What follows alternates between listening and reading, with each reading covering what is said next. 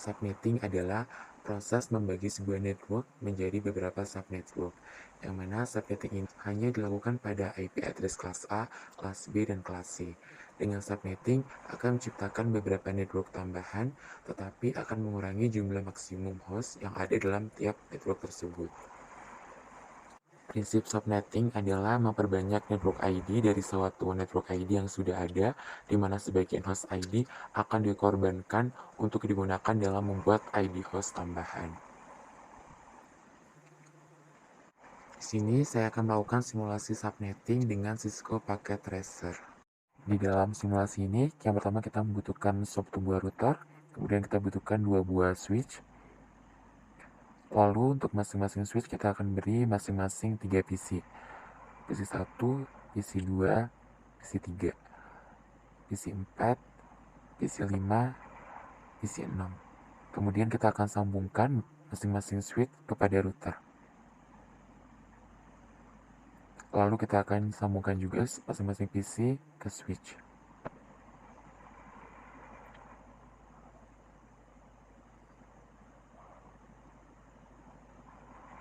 Kemudian kita akan lakukan konfigurasi. Pertama, kita setting untuk IP gateway routernya, kita isi IP address-nya, lalu set mask-nya, lalu kita on-kan port-nya.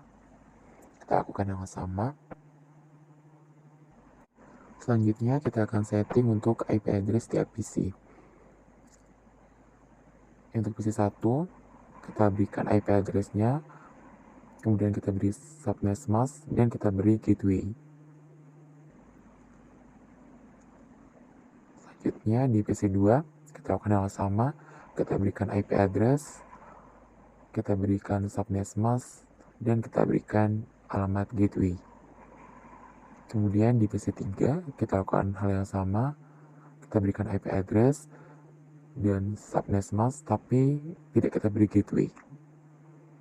Selanjutnya di PC 4, kita lakukan pemberian IP address, kemudian kita berikan subnet mask, dan kita berikan default gateway. Kemudian di PC 5,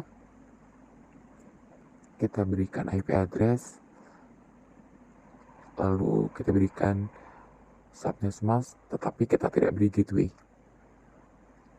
Kemudian dilanjut di PC 6, kita berikan IP address, kita berikan subnet mask, dan kita tidak berikan gateway. Kemudian kita akan mulai simulasinya. Kita edit filters, kita hanya menggunakan ICMP saja. Nah, kita bisa lakukan pengiriman dari PC 1 ke PC 3. Kita coba jalankan.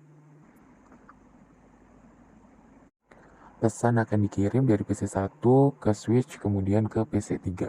Kemudian akan dikembalikan, dan switch akan mengembalikannya ke PC 1. Di sini terlihat tanda centang yang mengartikan bahwa pengiriman sukses. Kemudian kita lakukan simulasi kedua, yaitu kita kirimkan dari PC 1 ke PC 4. Kita coba jalankan. Pesan akan dikirimkan dari PC 1 ke switch, kemudian switch akan mengirimkan ke router. Selanjutnya router akan mengirimkan ke switch dan mengirimkannya ke PC 4.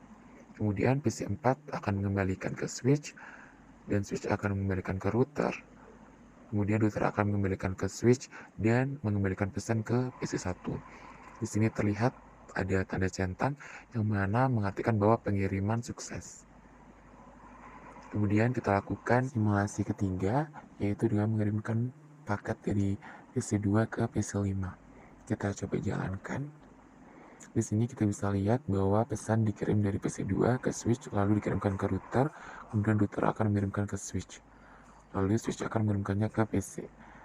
Nah, di sini kita lihat bahwa terjadi kegagalan karena pada PC 5 tidak bisa mengembalikannya di PC 2. Selanjutnya kita lanjutkan ke simulasi keempat, kita kirimkan dari PC 3 ke PC 6. Kita coba jalankan.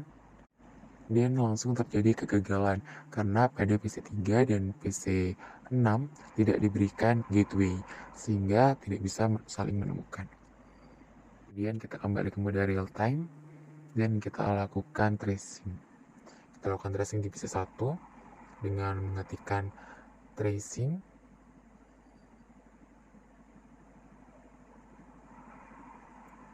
Kemudian kita ketikkan juga alamat IP yang akan di tracing. Sini kita ketikkan IP-nya di PC3.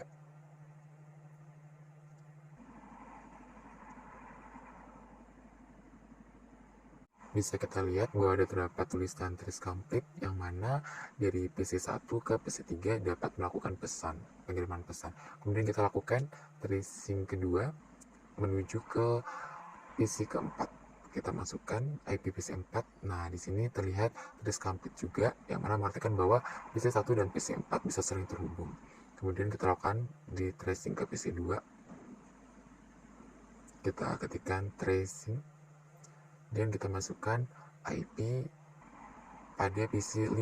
Karena kita akan cek tujuan dari PC2 ke PC5. Ya, kita tunggu.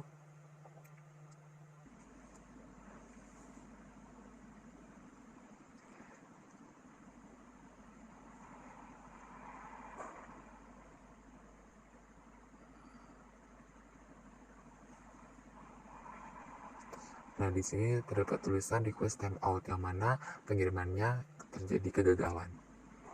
Kemudian kita cek di PC3, kita lakukan tracing menuju ke PC6. Kita masukkan alamat IP PC6. Kita coba jalankan.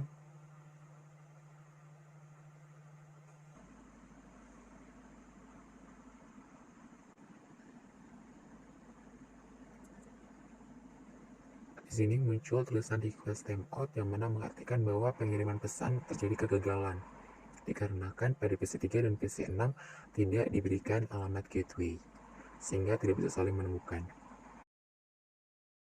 Demikian tadi yang dapat saya sampaikan mengenai subnetting dan tutorial subnetting menggunakan Cisco Packet Tracer. Banyak salah dan kurangnya, saya mohon maaf yang sebesar-besarnya. Semoga video ini dapat bermanfaat untuk kita. Terima kasih banyak telah menonton. Wassalamualaikum warahmatullahi wabarakatuh.